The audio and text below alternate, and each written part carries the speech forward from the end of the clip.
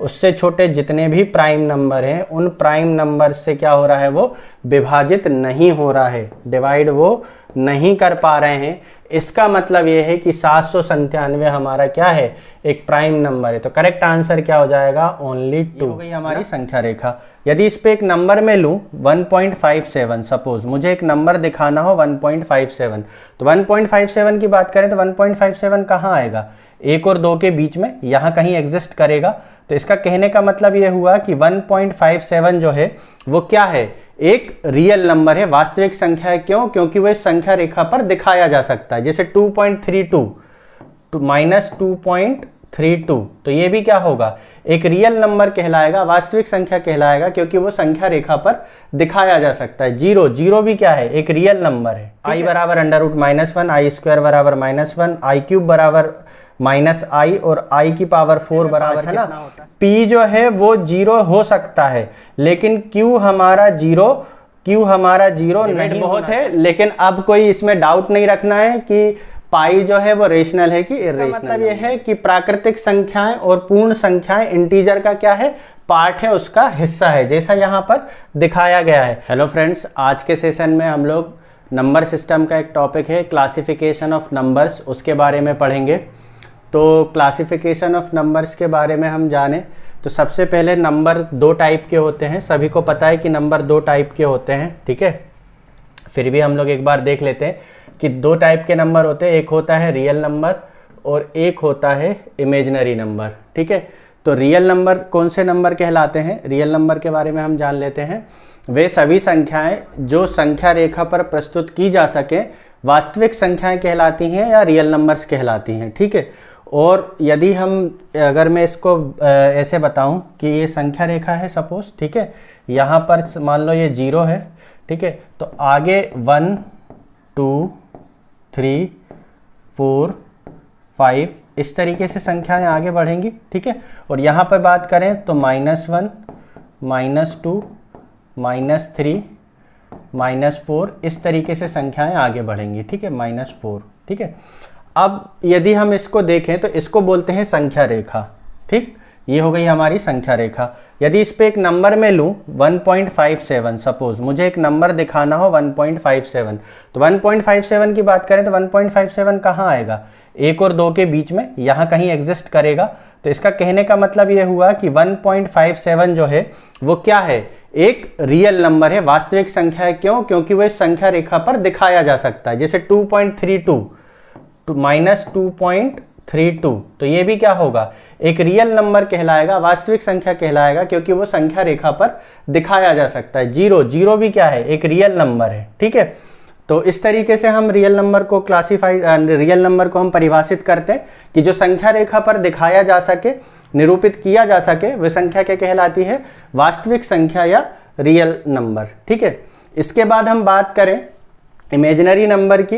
तो imaginary number पे हम देखें तो इमेजिनरी क्या है, जो संख्या रेखा पर निरूपित ना किया जा सके, जो संख्या रेखा पर निरूपित ना किया जा सकता हो, उसे क्या कहते हैं उसे हम कहते हैं इमेजिनरी नंबर, ठीक है। हम लोगों ने सभी ने जब हम 11th में पढ़ते थे, एमपी बोर्ड में 11th में था ये टॉपिक a+ib, इसको हम बोलते थे सम्मिश्र संख्या,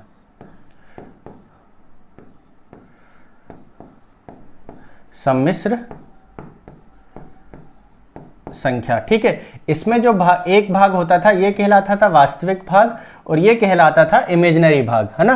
तो इमेजिनरी भाग काल्पनिक भाग कहलाता था। क्यों? क्योंकि इसमें आई जोड़ रखा था और उसके बाद एक साथ में इसकी एक वास्तविक संख्या होती थी, तो ये एक इमेजिनरी भाग कहलाता था, ठीक है। तो हमने वहां पर पढ़ रखा था कि i बराबर क्या होता है, अंडर रूट के अंदर -1। तो अब अंडर रूट के अंदर, जैसे मान लो मेरे को अंडर रूट के अंदर -3 लिखना हो, तो मैं इसको ऐसे लिखता था √3 इंटू √-1। तो अंडर रूट के अंदर माइनस आ गया, इसका मतलब ये क्या हो गया, √-3। तो अंडर रूट -3 भी क्या हो गई, एक इमेजिनरी संख्या हो गई। तो इससे हम ये कह सकते हैं कि अंडर रूट के अंदर अगर कोई संख्या माइनस में है, अंडर रूट के अंदर अगर कोई संख्या माइनस में है, तो वो सभी संख्याएं क्या कहलाएंगी, काल्पनिक संख्याएं कहलाएंगी, इमेजिनरी नंबर कहलाएंगी, है ना। इसी को हम थोड़ा सा और यूटिलाइज करते हैं। यदि हम देखिए i की बात करें तो i बराबर जो होता है, आई बराबर होता है √-1, ठीक है। और यदि हम आई स्क्वायर की बात करें तो ये होता है -1। अगर हम आई क्यूब की बात करें तो आई क्यूब की वैल्यू भी होती है √-1। और यदि मैं इसी संख्या का स्क्वायर कर दूं, आई स्क्वायर का स्क्वायर कर दूं, तो क्या हो जाएगा आई की पावर 4 और इसका मान कितना हो जाता है 1। तो ये कहीं कहीं पर इनका इस्तेमाल होता रहता है कि आई बराबर √-1, आई स्क्वायर बराबर -1, आई क्यूब बराबर √-1, आई की पावर 4 बराबर 1। ये आया कहाँ से है? हमने एक इमेजिनरी नंबर लिया है, इमेजिनरी नंबर लिया और उसका मान कितना लिया है हमने? √ के अंदर -1। तो रूट के अंदर माइनस में यदि कोई संख्या है तो वो कैसी संख्या कहलाती है? काल्पनिक संख्या कहलाती है।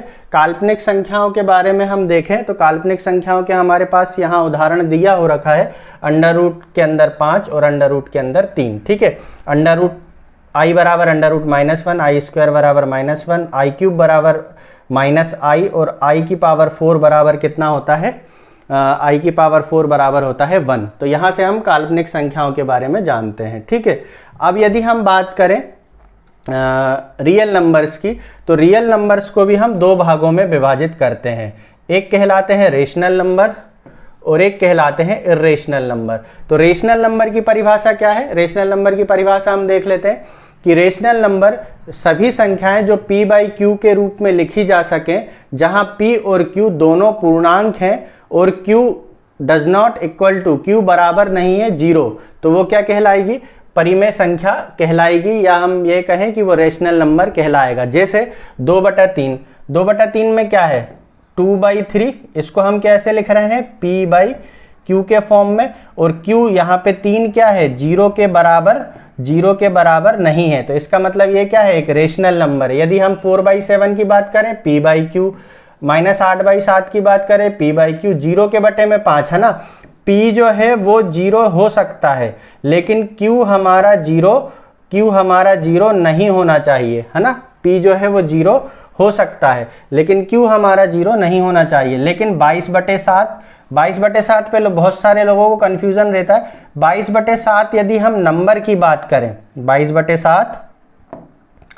22/7 यदि हम नंबर की बात करें तो 22/7 नंबर के रूप में क्या है? एक रेशनल नंबर है। लेकिन यदि हम 22 के चलो मैं इसको आगे बताता हूँ आपको, ठीक है। उसके बाद 2 है, मतलब 2 के बटे में 1 है, मतलब ये भी p/q के फॉर्म में है। 0.2 है जैसे सपोज, है ना। तो ये दशमलव हटाएंगे तो कहाँ आ जाएगा? नीचे 10, 2 एकम 2, 2 पंजे 10, तो क्या बन गया? 1/5। तो 1/5 क्या आ गया? Rational number.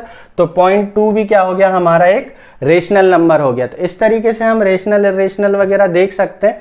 मैं आप लोगों को एक बार और एक उदाहरण देता हूं।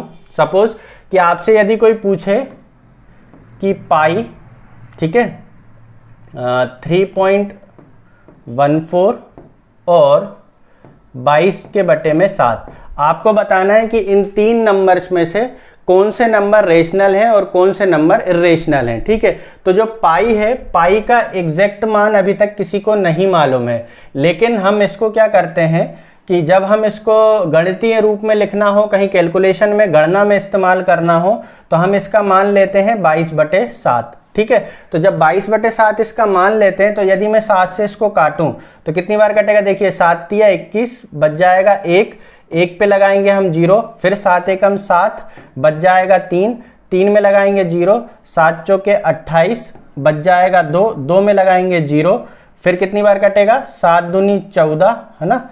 7 दूनी 14 बच जाएगा कितना? 6 बच जाएगा हमारा 6 में लगाएंगे हम 0, फिर 7 8 कितना हो जाएगा? 7 से 8 बार कटेगा 56 बच जाएगा 4। तो कितनी बार कटा? 8 बार बच गया 4, फिर लगाएंगे 0, तो फिर 7 7 पन्ना 35, है ना, बच जाएगा कितना? 5, फिर 7 7 49 बच जाएगा 1, फिर लगाएंगे 0, 7 एकम 7 बच जाएगा 3। इस तरीके से फिर इसका रिपीटिशन यहाँ से यहाँ फिर दोबारा से शुरू होने लगेगा। आगे चल के भी इसका एग्जैक्ट मान हम नहीं बता सकते हैं। तो अब देखिए, यदि जब ये आगे चल के इसका एग्जैक्ट मान हमें नहीं पता है, तो मैं दशमलव हटा के 1 के बाद यहाँ कितने जीरो लगाऊं ये कोई निश्चित नहीं है। तो क्या मैं इसको p/q के फॉर्म में लिख सकता हूं? क्या मुझे p का कोई मान पता है? क्या मुझे q का कोई मान पता है? तो मैं इसे जब p/q के फॉर्म में नहीं लिख सकता, इसका मतलब ये है कि पाई जो है वो एक इर्रेशनल नंबर है। पाई क्या है? एक इर्रेशनल नंबर है। पाई एक इर्रेशनल नंबर है। ठीक है, तो पाई हमारा इर्रेशनल नंबर हो गया। यदि हम बात करें 22/7 की, अगर मैं सिर्फ 22/7 की बात करूं तो ये हो गया हमारा p और ये हो गया हमारा q, और p जो है q जो है वो 0 के बराबर नहीं है, 0 के बराबर नहीं है। इसका मतलब ये क्या है? ये 22/7 एक रेशनल नंबर है। 22/7 क्या है? एक रेशनल नंबर है। ठीक है, यदि मैं बात करूं 3.14 की, यदि हम बात करें 3.14 की, तो ये दशमलव हटाएंगे, यहाँ लगा लेंगे 0, 2 से काट देंगे इसको, 2 से कट जाएगा ये 50 बार, 2 से काटेंगे तो 150, 300 का आधा 150 और 14 का आधा 7, तो कितना हो गया? ये 157। तो 157/5 ये हो गया हमारा p, ये हो गया हमारा q, p/q के फॉर्म में आ गया। मतलब ये जो नंबर था 3.14, ये हमारा कैसा नंबर हो गया? रेशनल नंबर हो गया है। कैसा नंबर हो गया है? रेशनल नंबर हो गया है 3.14। ठीक है, तो इस तरीके से हम किसी भी नंबर के बारे में पता कर सकते हैं कि वे नंबर रेशनल है या इर्रेशनल है। ठीक है, तो कुल मिला के यहाँ पर जो पाई था हमारा, है ना, पाई के ऊपर ही क्वेश्चन बनते हैं कि पाई रेशनल है कि इर्रेशनल है। तो पाई जो है वो 101% क्या है? इर्रेशनल नंबर है। कैसा नंबर है? इर्रेशनल नंबर है ना। आप चाहो तो इसको गूगल कर लो, किसी भी गणित जानने वाले से पूछ लो, ये नंबर कैसा है? इर्रेशनल नंबर है। ठीक है, इस पे कोई डिबेट है ही नहीं। ठीक, डिबेट बहुत है, लेकिन अब कोई इसमें डाउट नहीं रखना है कि पाई जो है वो रेशनल है कि इर्रेशनल नंबर है। ठीक है, ये हमारे इमेजिनरी नंबर हम लोग देख चुके, रेशनल नंबर देख चुके। ठीक है, अभी यदि हम बात करें, देखिए यहाँ पर रेशनल नंबर भी जो है वो 2 प्रकार के होते हैं। एक तो होते हैं इंटीजर और एक होते हैं फ्रैक्शन। ठीक है, एक होते हैं इंटीजर और एक होते हैं फ्रैक्शन। तो यदि हम इंटीजर की बात करें, इंटीजर मतलब पूर्ण संख्याएं, है ना, पूर्णांक, जैसे 0, 1, 2, 3, 4, 5, -1, -2, -3, है ना, ये सब क्या है? ये सब जो है वो एक पूर्णांक है, इंटीजर हैं। लेकिन यदि हम बात करें डेसिमल, जैसे 3.14 था, ये क्या है? एक डेसिमल है ना।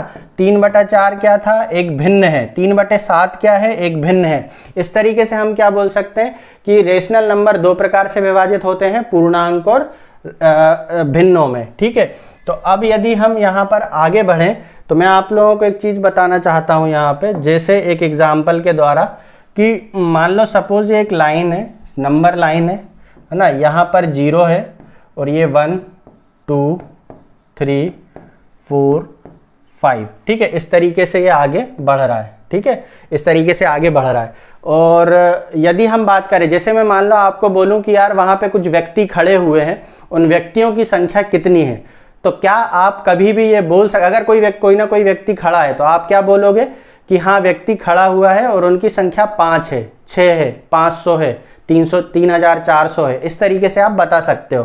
तो जो संख्या प्राकृतिक नेचुरल रूप से गणना करने के काम आती हैं, उन संख्याओं को हम बोलते हैं नेचुरल नंबर। तो ये जो 1, 2, 3, 4, 5 हैं, ये क्या कहलाते हैं? ये कहलाते हैं नेचुरल नंबर्स। ठीक है, या हम इनको कहें ये क्या है? प्राकृतिक संख्याएं हैं। कैसी संख्याएं हैं?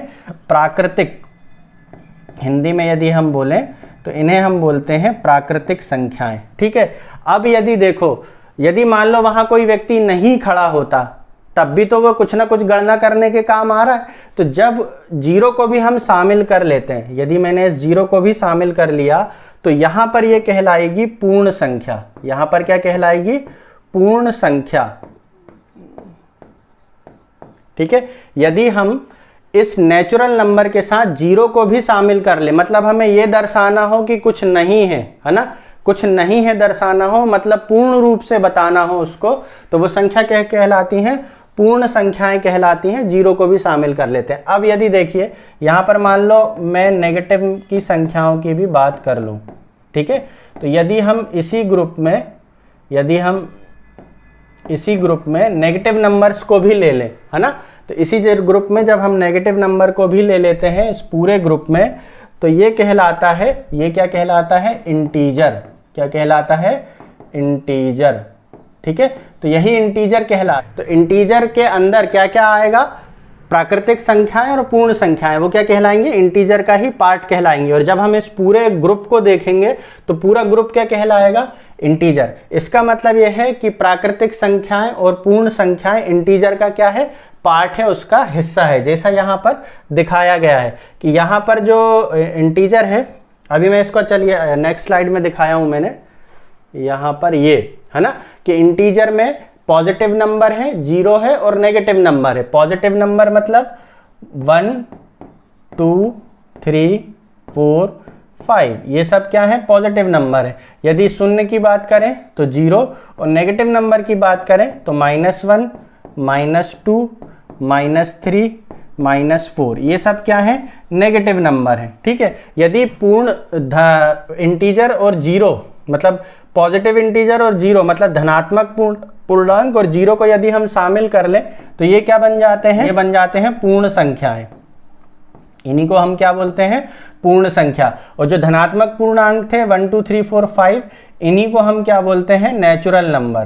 क्या बोलते हैं, नेचुरल नंबर। और यदि हम पॉजिटिव इंटीजर, 0 और नेगेटिव इंटीजर इन सबको मिला दें तो वो क्या बन जाता है, पूर्णांक। वो हमने यहाँ पर अभी अपनी लास्ट स्लाइड में देखा। ठीक है, अब यदि हम बात करें नेचुरल नंबर की, ये जो पॉजिटिव नंबर है 1 2 3 4 5, यदि इनकी बात करें तो ये 3 तरीके से डिवाइड होते हैं। एक तो होते हैं प्राइम नंबर, एक होता है यूनिटी, ये देखेंगे अभी, और एक होता है कंपोजिट नंबर, भाज्य संख्याएं। ठीक है, यदि प्राइम नंबर की बात करें तो प्राइम नंबर को हम कैसे परिभाषित करते हैं कि वह नंबर, वह नेचुरल नंबर है ना, वह प्राकृतिक संख्याएं जिनके केवल 2 गुणांक होते हैं या 2 फैक्टर होते हैं, एक और वह स्वयं। यदि हम अभाज्य संख्याओं की बात करें तो अभाज्य संख्याओं को कैसे परिभाषित किया जाता है कि वह प्राकृतिक संख्या जिसके केवल कितने हों, 2 फैक्टर हों। कितने फैक्टर हों, 2 फैक्टर हों। कौन कौन, एक तो उसका एक फैक्टर होगा 1 और एक वो होगा खुद, इटसेल्फ, है ना। यदि कोई संख्या है जिसके केवल 2 फैक्टर हैं या 2 गुणांक हैं, जैसे 2 है, 2 क्या है, एक प्राइम नंबर है। क्यों, क्योंकि इसके केवल 2 फैक्टर हैं, 1 और 2। यदि हम बात करें 3 भी क्या है, एक प्राइम नंबर है, 1 और 3, है ना।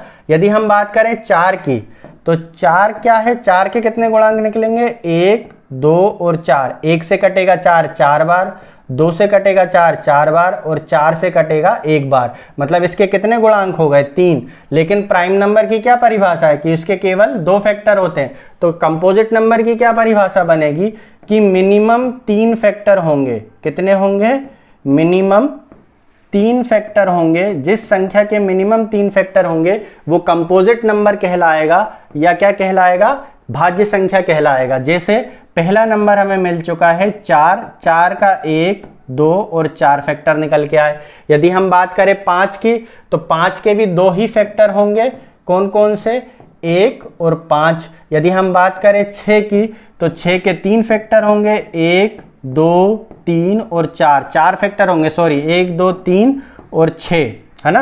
1 से 6 बार कटेगा, 2 से 3 बार कटेगा, 3 से 2 बार कटेगा और 6 से 1 बार कटेगा। तो ये जो 6 है वो कैसा संख्या है, ये कौन सी संख्या कहलाएगी, भाज्य संख्या कहलाएगी।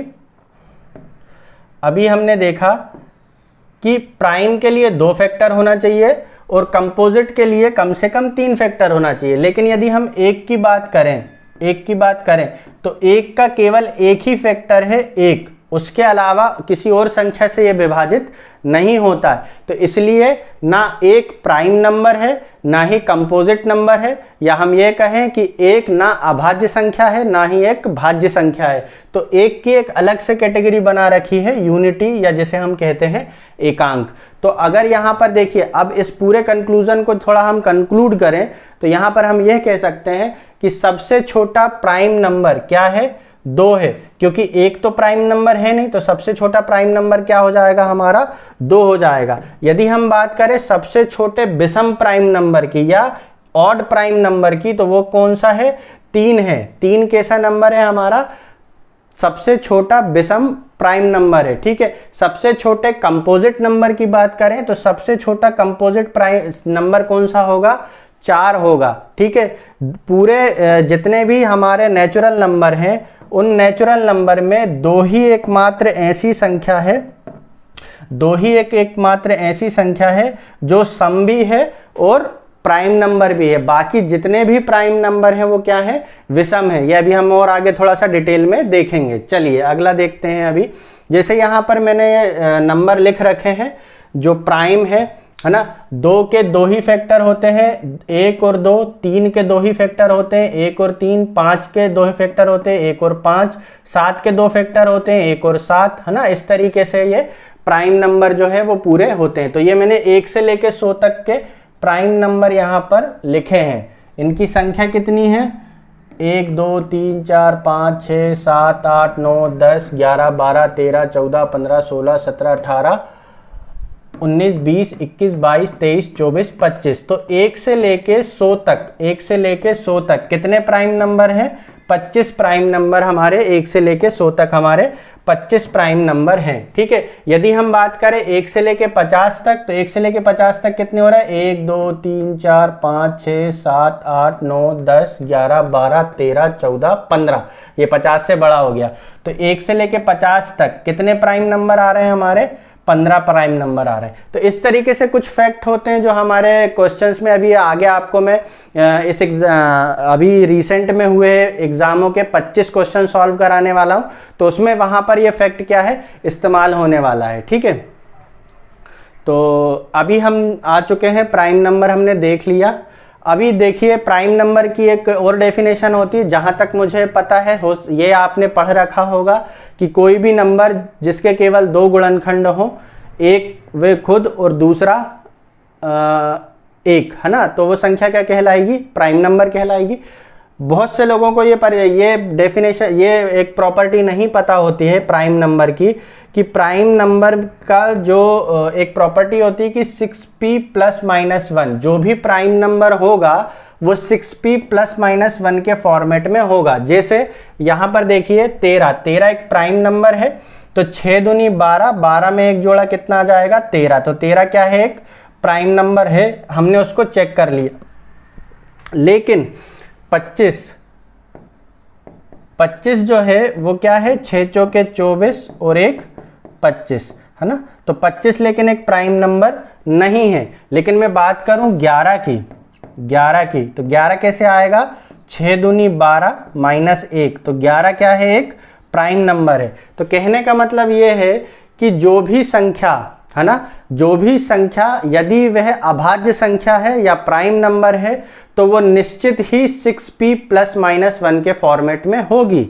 लेकिन ये जरूरी नहीं है कि 6p ± 1 के फॉर्मेट में अगर कोई संख्या है तो वो प्राइम हो, ठीक है। यहां पर देखिए, इसको हम इस तरीके से समझते हैं, जैसे 5 और 7 कैसे आएंगे, 6 कम 6, है ना, और ±1, तो 6 कम 6 में एक जोड़ा तो कितना आ गया, 7, 6 कम 6 में से एक घटाए तो कितना आ गया, 5। तो 5 और 7 क्या है, प्राइम नंबर है। 11 को देखें तो 11 क्या है, 6 दूनी 12 -1, तो कितना आ गया, 11 क्या है, एक प्राइम नंबर है। 6 दूनी 12 और एक 13 क्या है, एक प्राइम नंबर है। ऐसे ही 6 तिया 18 में से एक गया 17 एक प्राइम नंबर है। 6 तिया 18 और एक 19 एक प्राइम नंबर है। 6 चौके 24 -1 23 एक प्राइम नंबर है। 6 चौके 24 और एक 25 यहाँ पर प्राइम नंबर नहीं है। तो जो भी प्राइम नंबर है, जैसे मैंने यहाँ पे आपको प्राइम नंबर की ये जो लिस्ट नोट कराई है, इसको यदि आप ध्यान से देखो तो आप कोई भी प्राइम नंबर ले लो। जैसे मैं 37 को लेता हूँ तो 37 क्या है, 6 × 6 + 1 है। यदि मैं 41 को लूँ तो 6 × 7 -1 है। यदि मैं 29 को लूँ तो ये क्या है, 6 × 5 -1 है। यदि मैं 23 की बात करूँ तो ये क्या है, 6 × 24 -1 है। 17 की बात करें तो क्या है, 6 × 3 -1 है। यदि 19 की बात करें तो क्या है, 6 × 3 + 1 है। कहने का मतलब यह है कि जितनी भी संख्याएं हैं प्राइम नंबर, जितने भी अभाज्य संख्याएं हैं, वो 6 × 6 मतलब 6 इंटू एन प्लस माइनस 1 की प्रॉपर्टी को फॉलो करेगा, है ना। लेकिन जरूरी नहीं है कि कोई भी नंबर हो, जैसे 49 है, 49 एक प्राइम नंबर नहीं है, लेकिन 6 इंटू 8 प्लस 1 करोगे तो ये 49 भी आ रहा है। तो क्या हम ये कह सकते हैं कि 49 प्राइम नंबर है? बिल्कुल नहीं है, क्योंकि ये 7 से कटता है, 49 से कटता है, 1 से कटता है, ठीक है। तो 49 एक प्राइम नंबर नहीं है। तो कहने का मतलब ये है कि जो भी संख्या प्राइम होगी वो 6 इंटू एन प्लस माइनस 1 को फॉलो करेगी। लेकिन यह जरूरी नहीं है कि जो भी संख्या 6 इंटू एन प्लस माइनस 1 को फॉलो कर रही है वो एक प्राइम नंबर हो, ठीक है। थोड़ा सा टेक्निकल पॉइंट है, यहाँ पे आपको समझना पड़ेगा, ठीक है। यहाँ पर जैसे हम बात करें तो 25 एक प्राइम नंबर नहीं है। यदि हम बात करें 35 की तो 35 एक प्राइम नंबर नहीं है। यदि हम बात करें 49 की तो 49 एक प्राइम नंबर नहीं है। लेकिन ये सारे 6 इंटू एन प्लस माइनस 1 की प्रॉपर्टी को फॉलो करते हैं। 55 एक प्राइम नंबर नहीं है। 65 एक प्राइम नंबर नहीं है, ठीक है। 77 एक प्राइम नंबर नहीं है ना। यहाँ पे अगर हम बात करें तो 95 एक प्राइम नंबर नहीं है ना। तो इस तरीके से हम देखते हैं, ठीक है।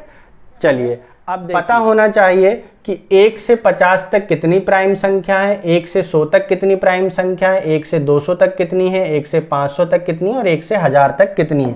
तो यहाँ पर ये फैक्ट है, इसको इस्तेमाल करें तो हमें पता चलता है कि 1 से 50 तक 15 है, 1 से 100 तक 25 है, 1 से 200 तक 46 है, 1 से 500 तक 95 है और 1 से 1000 के बीच में 168 प्राइम नंबर हैं, ठीक है। ये आपको याद होना चाहिए, आगे मैं बताऊंगा इनका इस्तेमाल कैसे होगा, ठीक है।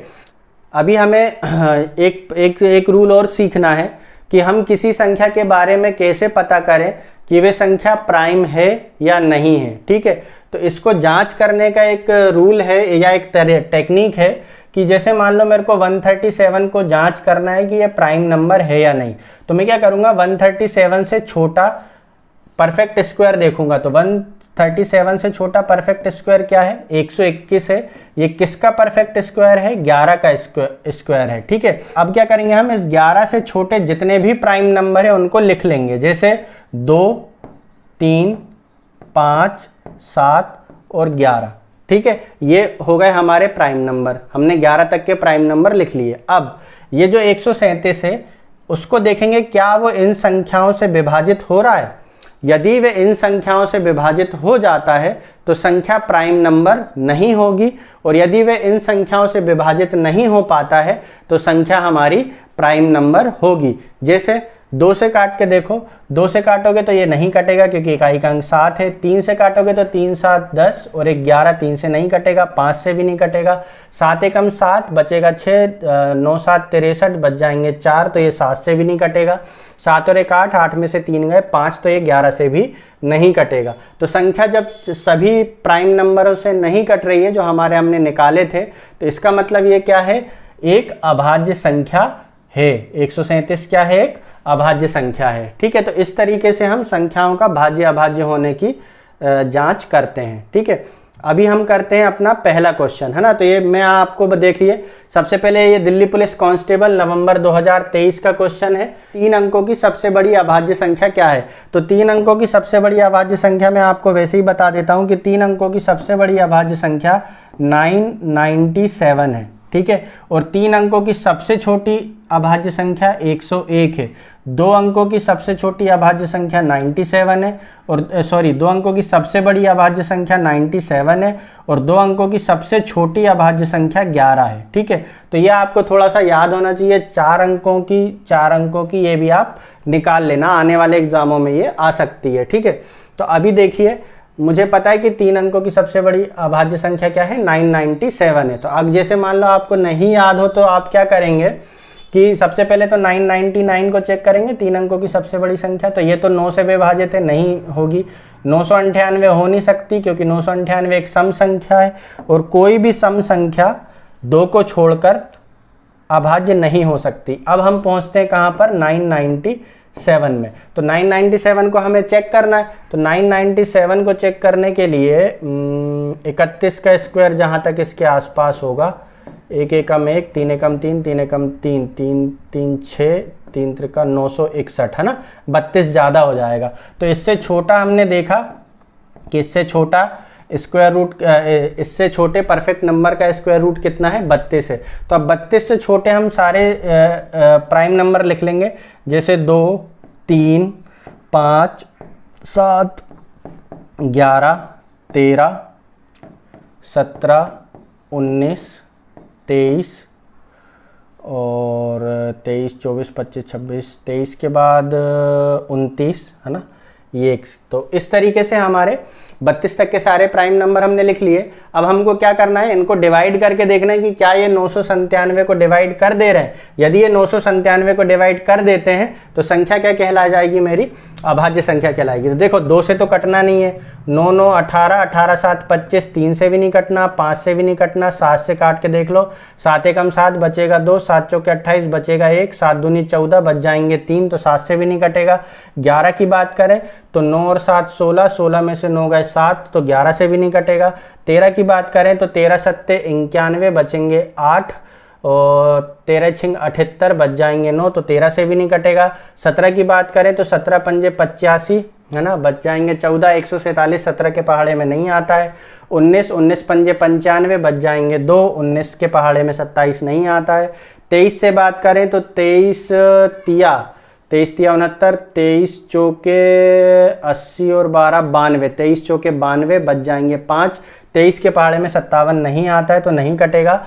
29 तिया कितना हो जाएगा, 60 और 27 87 है ना, बच जाएंगे कितने 87, 9 और 3 12, 127, तो 29 के पहाड़े में 127 भी नहीं आता है। तो 197 को 997 को ये सारी संख्याएं नहीं काट सकी हैं। इसका मतलब ये है कि 997 क्या है, 3 अंकों की सबसे बड़ी अभाज्य संख्या है। ठीक है, और वैसे भी बड़ी देखना था, अगर मैं ऑप्शन भी उठाता तो सबसे बड़ा ऑप्शन पहले चेक करता है ना।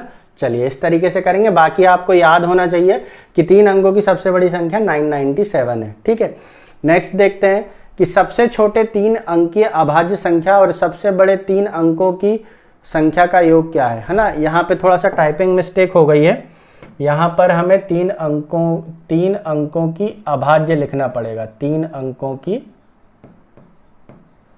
अभाज्य, क्योंकि इंग्लिश में क्या बोला है, लार्जेस्ट 3 डिजिट प्राइम नंबर। ठीक है, तो हमें पता है कि 3 अंकों का सबसे छोटी अभाज्य संख्या क्या है, 101, और 3 अंकों की सबसे बड़ी अभाज्य संख्या क्या है, 997। तो इनका योग कितना हो जाएगा, 8 9 10, 1098 कहाँ पे है, बी ऑप्शन में। तो इस तरीके से करना है, ये याद होना चाहिए। ठीक है, अच्छा ये अच्छा क्वेश्चन है, CDS 2020 का आया हुआ क्वेश्चन है ना, मन से कोई क्वेश्चन नहीं बना रहे हम यहाँ पे। यदि 0 और 50 के बीच अभाज्य संख्याओं की संख्या कितनी है, m है, और 50 से 100 के बीच अभाज्य संख्याओं की संख्या कितनी है, n है, तो m माइनस n किसके बराबर है। तो यहाँ पर हमने एक स्लाइड में देखा था कि कितने कितने नंबर होते हैं, ये रही है ना।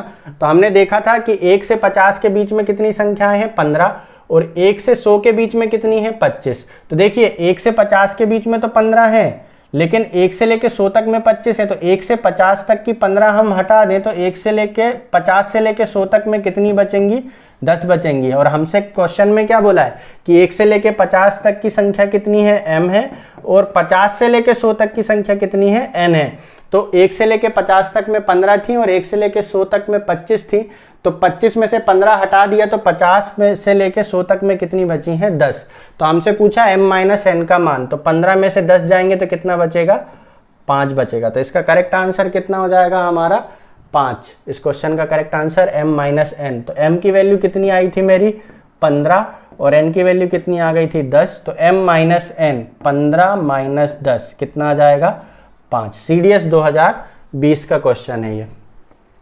40 से 50 के बीच कितनी अभाज्य संख्या है, तो 40 से 50 के बीच में कितनी अभाज्य संख्या है, तो देख लेते हैं। पहली है 41 है ना, 41 होती है, 42 43 43 भी एक है ना, 45 47 47 भी है, 49 नहीं है। तो टोटल कितनी संख्याएं हैं, 3 संख्याएं हैं 40 से 50 के बीच में अभाज्य, 3 संख्याएं। आने वाले एग्जाम में ये बड़ी नंबर पे पूछ सकता है, 400 से 500 के बीच में पूछ सकता है, तो वो आपको थोड़ा सा देखना पड़ेगा। ठीक है, ये हमने अभाज्य संख्या का मैंने आपको बता दिया कैसे हम लोग चेक कर सकते हैं कोई संख्या अभाज्य है या नहीं। ठीक है, तो अगला क्वेश्चन है 437, 797 और 1073 निम्न संख्याओं पर विचार कीजिए। मतलब इन संख्याओं पर क्या विचार करना है हमें, उपयुक्त संख्याओं में से कितनी संख्याएं अभाज्य हैं। तो अभी अभी मैंने आपको बताया कि अभाज्य की हम क्या कर सकते हैं, अभाज्य की जांच हम लोग कर सकते हैं। कैसे करेंगे,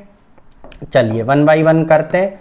कि जैसे मान लो मैं 437 की बात करूं तो 437 से छोटा स्क्वायर किसका है, 20 का है, 400 है ना। तो 20 से छोटे में प्राइम नंबर लिखना शुरू करूंगा तो पहला प्राइम नंबर हो जाएगा मेरा 2, 3, 5, 7, 11 है ना, 13, 17 और 19। ठीक है, तो सबसे पहले मैं बड़ी संख्याओं से काटता हूँ, ये तो हम लोग फटाफट देख ही लेंगे।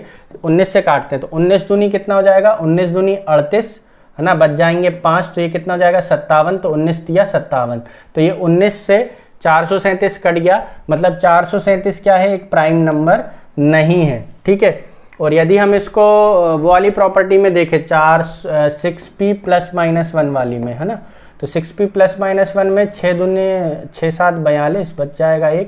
तो ये 6p प्लस माइनस 1 की प्रॉपर्टी में भी नहीं आ रहा था। यदि हम 797 की बात करें तो 797 को यदि हम 6 से काटें तो 6 से काटें तो 6 कम 6 बचेगा 1, 6 तिया 18 बचेगा 1, 6 दूनी 12 बच जाएंगे 5। तो ये -1 वाली कैटेगरी में आ रहा है। ठीक है, और यदि हम 1073 की बात करें तो 1073 को हम 6 से काटें तो 6 कम 6 बच जाएगा 4, 6 7 42 बच जाएंगे 5, 6 8 48 बच जाएंगे 5। तो ये 2 और 3 दोनों जो हैं वो 6p प्लस माइनस 1 वाली प्रॉपर्टी में बैठ रहे हैं। इसका मतलब ये है कि हमें इनको चेक करना पड़ेगा। तो मैं सबसे पहले 1073 को चेक कर लेता हूँ।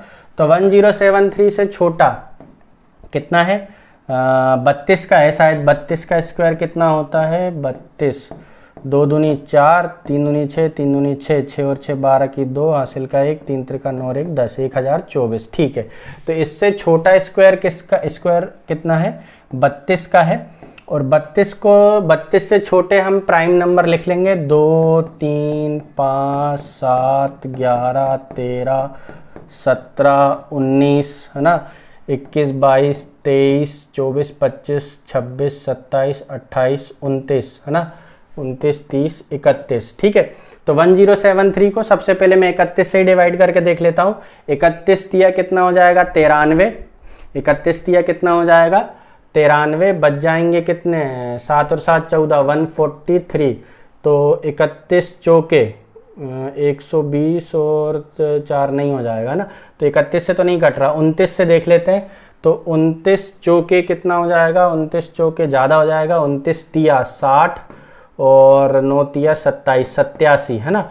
तो ये हो जाएगा 29 से कितनी बार कट गया, 87 बार, बचा 20, तो कितना हो गया 203। 203 मतलब 7 बार में देख लेते हैं, 20 सत्ते 140 और 9 7 63, 140 और 63 203, मतलब ये 29 से संख्या कट रही है। इसका मतलब 1073 जो है वो एक प्राइम नंबर नहीं है। अब हम बात कर लेते हैं 797 की। ठीक है, तो 797 इससे छोटा स्क्वायर क्या है, 784 होता है। किसका होता है, 28 का। तो 28 से छोटे स्क्वायर प्राइम नंबर हम लोग यहाँ पर लिख लेते हैं। तो 28 से छोटा प्राइम नंबर 2, 3, 5, 7, 11, 13, 17, 19, 21 नहीं है, 23 और 29 है ना। 28 से छोटे लिखना था तो 23 तक। ठीक है, तो 23 तक हमने देख लिया। अब हम इसको काटना शुरू कर देते हैं। 23 से काटे तो 23 तिया 69 बच जाएंगे 10, तो हो जाएगा कितना 107। 23 से तो नहीं कट रहा, 19 से काट के देख लेते हैं। 19 दूनी 38, 19 76 बच जाएगा 37, तो 19 से भी नहीं कट रहा। 17 से काटे तो 17 चौके 68 बच जाएगा कितना 11, 117, तो 17 से भी नहीं कट रहा। 13 छिंग 78 बच जाएगा 1, 17 13 से नहीं कटता। 11 7 7 14 में से 9 गए तो बचेगा 5, नहीं कट रहा। 7 से 7 एकम 7, 7 एकम 7 बचेगा 2, 27, 7 से नहीं कटता है। 5 से कटना नहीं है, 7 7 14 9 23 कटना नहीं है, 2 से भी नहीं कटना है। तो 797 हमारा क्या हो गया, एक प्राइम नंबर हो गया, क्योंकि 784 जो 797 का निकटतम पूर्ण संख्या थी, उसके स्क्वायर रूट 28 से छोटे जितने भी प्राइम नंबर हैं, उससे छोटे जितने भी प्राइम नंबर हैं, उन प्राइम नंबर से क्या हो रहा है, वो विभाजित नहीं हो रहा है, डिवाइड वो नहीं कर पा रहे हैं।